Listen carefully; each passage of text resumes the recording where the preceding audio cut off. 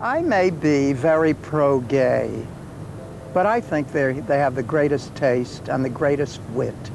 Bea Arthur could silence a room with one look, then make millions laugh with a single line. But the woman behind that famous stare was harder to read. Away from the spotlight, there were choices she kept quiet, relationships she rarely explained, old wounds, sharp opinions, and parts of her past that did not fit the image fans knew. Some people saw warmth, others saw tension. A few stories only surfaced later, after the applause had faded and the cameras were gone. From Broadway to Maude to the Golden Girls, Bea built a career on fearless honesty while keeping much of herself out of reach. Join us as we trace the part of Bea Arthur's story that fame never revealed. From private relationships to battles she rarely discussed. Before Bea Arthur, there was Bernice. Long before audiences knew Bea Arthur for one raised eyebrow, a deep voice, and a line that could stop a room, she was Bernice Frankel. She was born on May 13, 1922, in Brooklyn, New York, to Rebecca and Philip Frankel. Her mother had been born in Austria, while her father came from Poland.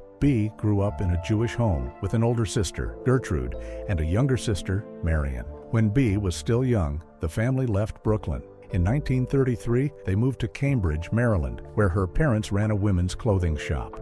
Bea already stood out. By the time she was around 12, she had grown unusually tall for a girl, eventually reaching about 5 feet 9 inches. That physical presence would later become part of the image people knew. But as a teenager, her life took a more serious turn. At 16, she developed a dangerous blood clotting condition. Her parents became so worried about her health that they sent her away to Linden Hall, an all-girls boarding school in Lititz, Pennsylvania, for her final 2 years of high school. After that, she spent a year at Blackstone College for Girls in Virginia. At this point, there was nothing pointing clearly toward a life in comedy or television. Bea herself once said that her dream had been to become a very small blonde movie star like Ida Lupino. The image could not have been further from the woman the public later knew. Her family's move also placed her far from the New York stage she would later conquer. At this age, nothing about her path looked settled, and even her own movie star dream pointed in another direction. She was tall, serious, private, and still trying to work out where she belonged. Then the world around her changed. The United States entered World War II, and the government began asking women to take on work that would free men for combat. Bea did not stay on the sidelines. In 1943, with her parents' permission, Bernice Frankel made a choice that would become one of the least expected chapters of her entire life: the secret military past Bea rarely spoke about. In February 1943, Bernice Frankel enlisted in the United States Marine Corps Women's Reserve, becoming part of one of its first groups of female members. That decision came very quickly. She even wrote that she had been ready to begin another job, but changed course when she heard women could join the Marines. She hoped for work connected to aviation, yet she made it clear she was willing to do whatever was needed. After basic training, she was sent to Marine headquarters in Washington, D.C., where she worked as a typist. Bea soon decided her skills could be used elsewhere and asked for a transfer. In June 1943, that request was approved, and she went to motor transport school at Camp Lejeune in North Carolina. From there, she served at Cherry Point as a truck driver and dispatcher between 1944 and 1945. Her military records described a personality that sounds surprisingly familiar to anyone who later watched Dorothy Zbornak. One assessment called her officious and suggested she could be a good worker if she had her own way. Other records described her as over-aggressive and argumentative, while also noting careful taste and strong work habits.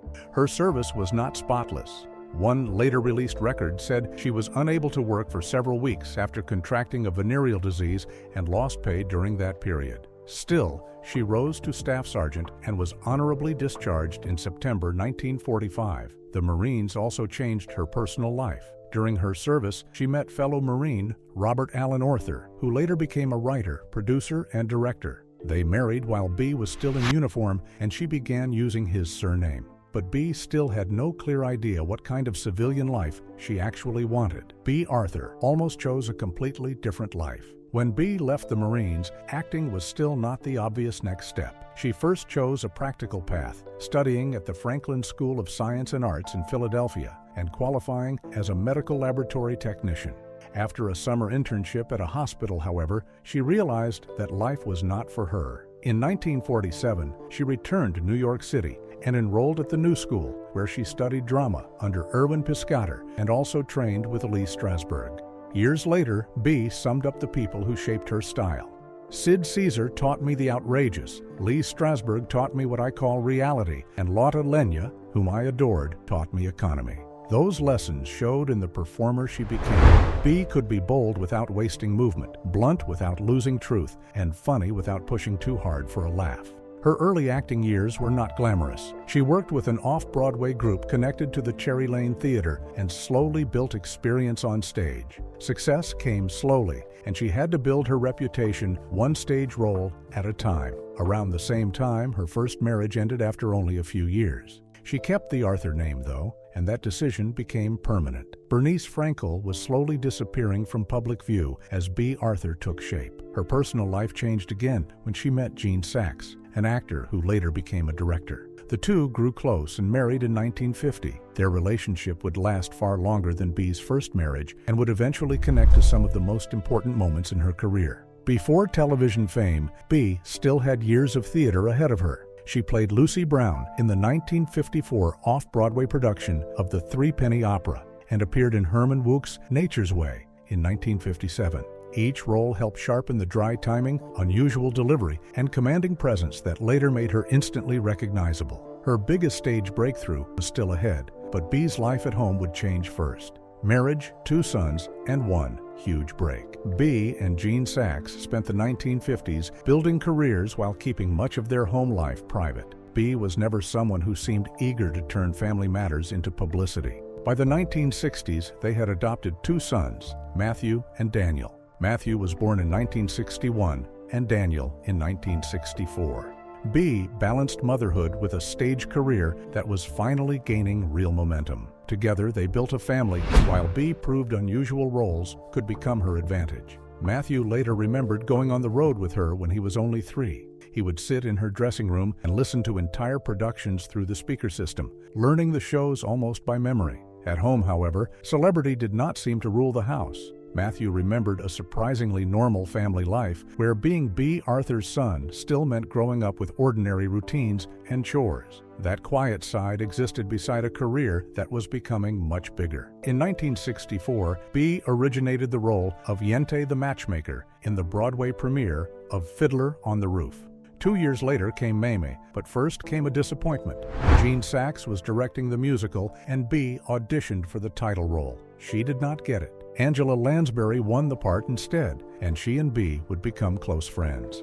Bea took the supporting role of Vera Charles, and what could have felt like second place became one of the greatest wins of her career. Her sharp, dry performance earned enormous praise, and in 1966, she won the Tony Award for Best Featured Actress in a Musical. Composer Jerry Herman later said there was no one else like Bea, explaining that she could make people laugh during rehearsals with only a look or a word. That skill became her signature.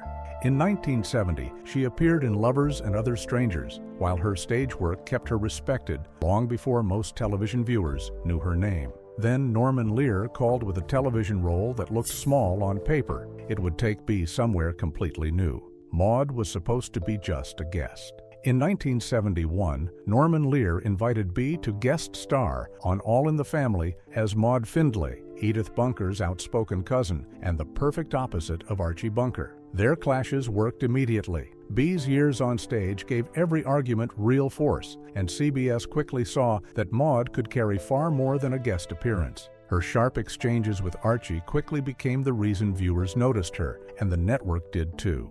The character first appeared in December 1971 in Cousin Maude's Visit, then returned in another episode that served as a backdoor pilot. Bea later remembered CBS executives reacting with, "Who is that girl? Let's give her her own series." She was already around 50, but that did not stop anything. Maude debuted in September 1972 and gave Bea her first major television series. That same year, she moved to Los Angeles while still keeping ties to New York. On the show, Maude lived with her fourth husband, Walter, played by Bill Macy, and her divorced daughter, Carol, played by Adrienne Barbeau. Rue McClanahan also appeared as Maude's friend Vivian years before she and Bea would work together again on The Golden Girls. What made Maude stand out was how easily it mixed comedy with subjects other sitcoms often avoided. The series dealt with the Vietnam War, divorce, menopause, drug use, alcoholism, mental illness, women's rights, gay rights, spousal abuse, and politics. Bea's character became closely linked with the women's liberation movement, even though Bea herself had once been skeptical of parts of it. The role turned Bea into a major television star, but it also placed her at the center of difficult national conversations. Maude was not designed to stay quiet or avoid uncomfortable subjects, and that became one of the show's biggest strengths. Still, one story would create more outrage than almost anything else the series attempted. It centered on a pregnancy, a difficult decision, and a two-part episode that some CBS stations refused to show at all. The episode, some CBS stations refused to air. Maude's Dilemma aired around Thanksgiving in 1972, only months after Maude had become a full series. In the two-part story, Maude discovers that she is pregnant late in life and has to decide what she wants to do. After talking it through with Walter and considering what raising another child would mean, she chooses to have an abortion. At the time, that subject was explosive on American television. Abortion was legal in places like New York and California, but it remained illegal in many other parts of the country. The episode also aired about 2 months before the Supreme Court's Roe v. Wade decision in January 1973. Some CBS affiliates refused to show it at all, replacing it with older programs or holiday specials instead. When the episode returned during the summer rerun season, much of the first backlash had cooled, and stations that had refused it earlier finally aired it. A reported 65 million viewers saw the two-part story either during its first run or the reruns. The controversy pushed Maude even deeper into national debates and proved that the series was willing to go places most sitcoms would not. Bea's career continued moving forward. In 1974, she returned to the role of Vera Charles in the film version of Mamie opposite Lucille Ball. Maude also remained successful, ranking among television's 10 most watched shows during its first 4 seasons. Bea received several award nominations and won the Emmy for Outstanding Lead Actress in a Comedy Series in 1977. By the late 1970s, however, television tastes were starting to change. Lighter comedies were becoming more popular, while Maude was still built around serious issues and strong opinions. Norman Lear tried to refresh the series by having Maude elected to Congress and preparing her for a new life in Washington. Bea had other plans. She decided the show had reached its end for her and left during the 6th season. Maude ended in 1978 after 141 episodes. The timing was striking because another long chapter of Bea's life was ending almost at the same moment. After 28 years, Bea's marriage was over. In 1978, Bea Arthur and Gene Saks divorced after 28 years of marriage and raising 2 sons together. Saks later remarried, while Bea did not enter another publicly known serious relationship. After the divorce, she also adopted more of the language of the women's rights movement she had once viewed with skepticism. She had always guarded her personal life closely, and after the divorce, that private side became even more noticeable.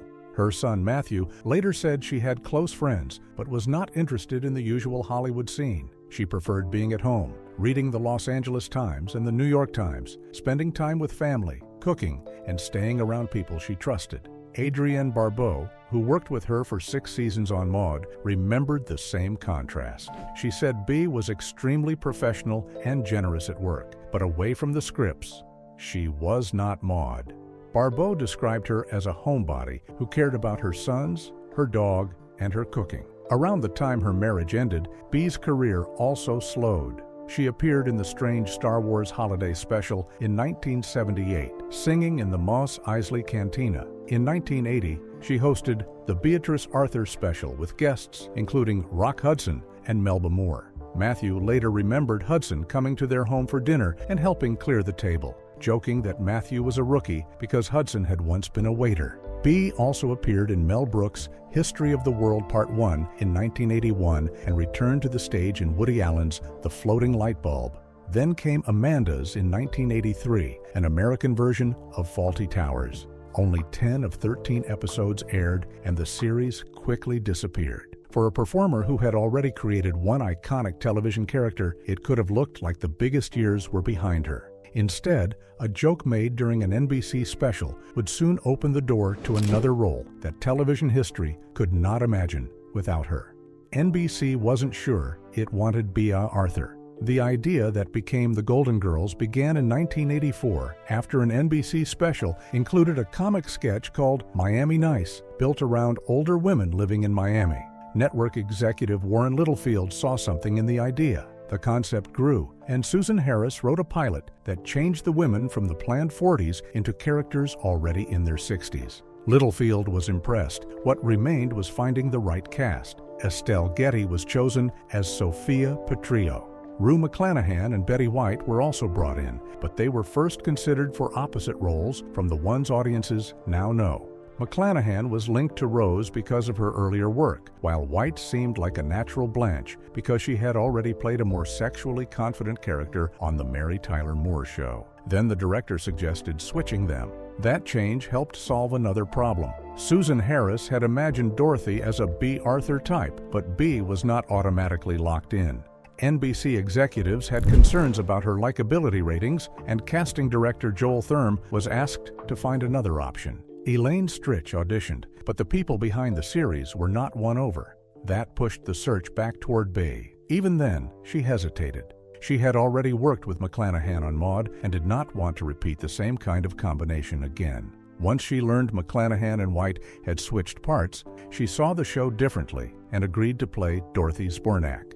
Bea later said of Dorothy, "I'm not playing a role, I'm being myself, whatever the hell that is." She and Getty had wanted their characters to be Jewish, and the early concept itself had connections to Jewish women retiring to South Florida. But the network did not want all 4 central women written that way. The Golden Girls premiered in 1985 and became a huge success, staying in the top 10 for 6 of its 7 seasons. Yet the friendship viewers saw in the living room was not always as warm behind the scenes. The Bea and Betty tension finally boiled over.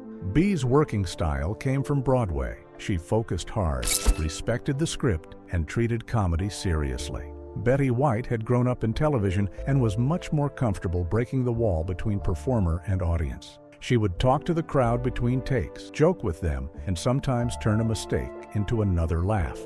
Matthew later explained that Bea considered this unprofessional because she preferred staying focused on the work. Bea had her own unusual set habits too. She disliked shoes so much that her contract allowed her to work barefoot, and she hated chewing gum. Rue McClanahan once described the difference by saying Bea kept the fourth wall while Betty would flirt with the audience. At first, however, the relationship between Bea and Betty was not simply hostile. Matthew said they were friends in the early years, lived near each other, and sometimes traveled to work together. McClanahan even remembered a time when Bea would not go to lunch unless Betty came too. Over time, the mood changed. White won an Emmy for the Golden Girls in 1986 before Bea did, and McClanahan later recalled that Bea reacted angrily. 2 years later, Bea won her own Emmy for the series.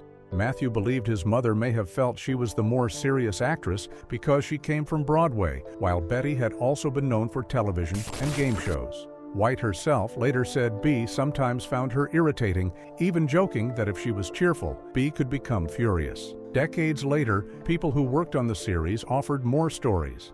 Co-producer Marcia Posner Williams said Bea would call her to complain about Betty and sometimes used a very harsh word for her. Writer Barry Finaro remembered one week when the two women were heard yelling backstage, though he said it was the only time he remembered an argument reaching that level. Stagehands later slipped funny nude pictures of themselves into a prop calendar, and Bea's huge laugh helped break the tension. Whatever their private feelings, both stayed professional when cameras rolled. Still, the feud revealed only one side of Bea. Those closest to Bea told a different story. The tension between Bea and Betty became one of the biggest stories attached to the Golden Girls, but people who knew Bea did not describe her as simply cruel or bitter. Lynn Green, who played a younger Dorothy in flashbacks, believed Bea valued directness and disliked anything that felt artificial. Green thought Bea may have sometimes questioned whether Betty's constant sunshine was fully sincere. At the same time, Green spoke warmly about both women and remembered how much it meant when she caught Bea smiling while watching her performance on a monitor. Not everyone remembered their relationship the same way. Script supervisor Isabel O'Mero recalled Bea and Betty walking arm in arm after tapings, making the story more complicated. Rue McClanahan also described Bea in much softer terms. She called her giving and loving and said she was actually quiet, timid, and gentle away from work. Bea encouraged Rue to be fearless in comedy, telling her to go farther when a line felt risky. Their friendship stretched from Maude through the Golden Girls and lasted until Bea's death.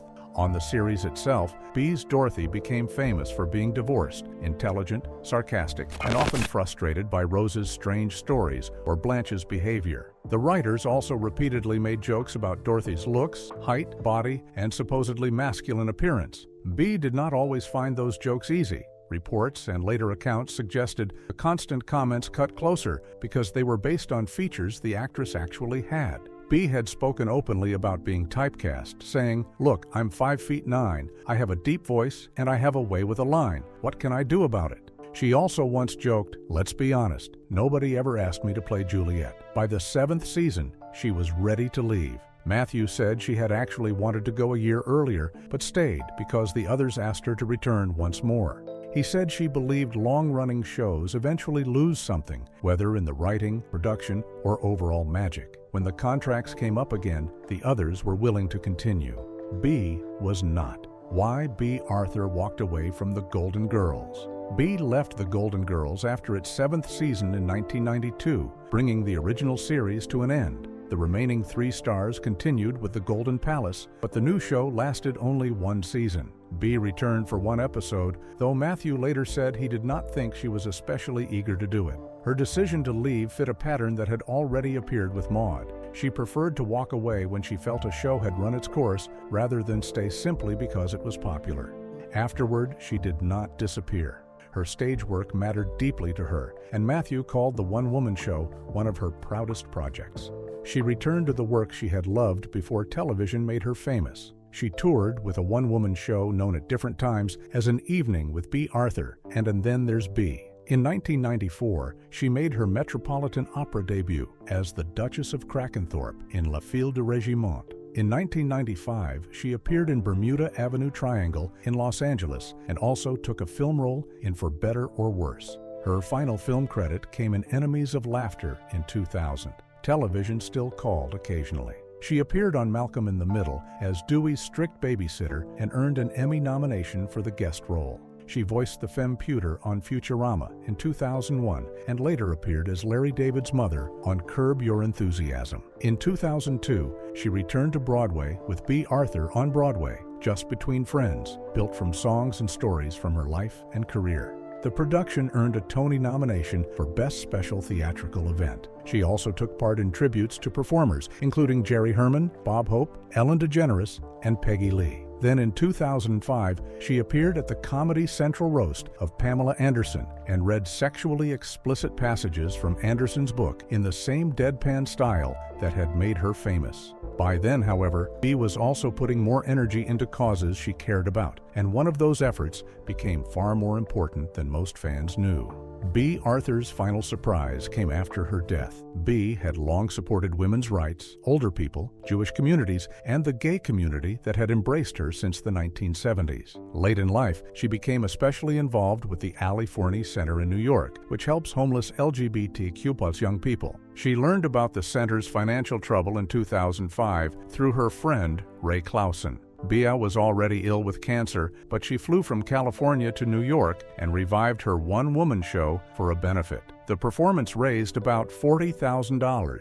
She explained her support directly, saying, "These kids at the Ali Forney Center are literally dumped by their families because they are lesbian, gay, or transgender. This organization really is saving lives." She continued helping the center without making a public show of what she gave, keeping the scale of that support private even from people close to her. She also served as chairwoman of the Art Attack Foundation, a nonprofit performing arts scholarship organization. Her support for the Ali Forney Center continued until her death, even as public appearances became much less frequent. Her final years also became quieter because her health was failing. A heavy smoker, Bea developed lung cancer, and reports after her death said she did not want fans seeing her become frail. She died peacefully at her Los Angeles home on April 25, 2009, at 86, with family nearby. She was cremated, and her ashes were scattered at sea. Broadway dimmed its lights in her memory 3 days later. In September, friends including Angela Lansbury, Norman Lear, Rosie O'Donnell, and Rue McClanahan gathered for a public tribute in Manhattan. Then came a final surprise even Matthew had not expected. Bea had left $300,000 to the Allie Forney Center in her will without telling him. A year after her death, her official military file became public, making her 2001 denial that she had ever served even more striking. In 2017, the organization opened the Bea Arthur Residence, an 18-bed Manhattan home for homeless LGBTQ+ youth. Matthew believed his mother would not have enjoyed so much public praise, even if she would have felt quietly proud. Which part of Bea Arthur's life surprised you most? Her secretive military past, the tension with Betty White, or the generosity she kept almost completely private? And when you think of Bea Arthur today, what deserves to define her legacy most? Maude, the Golden Girls, or the woman she was away from the cameras? Share your thoughts in the comments below. And don't forget to hit like, subscribe, and stay tuned for more incredible stories from Hollywood's fascinating history. See you next time.